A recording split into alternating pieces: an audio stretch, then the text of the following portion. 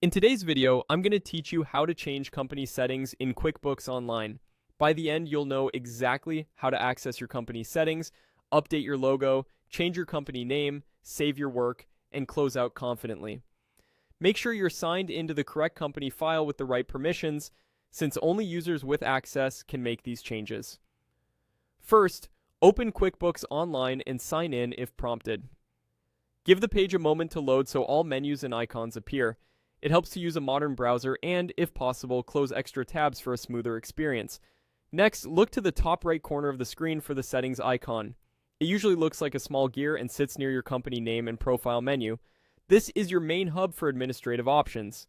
Click the settings icon to open the menu.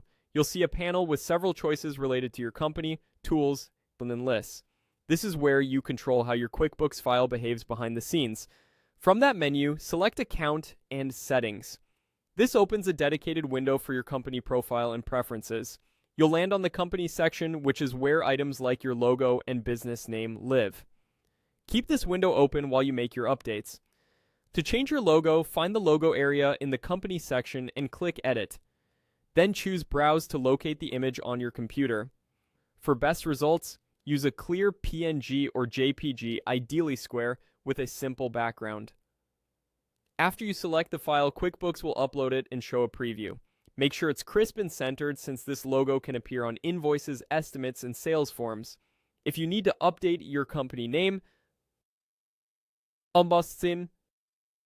click Edit next to the name fields.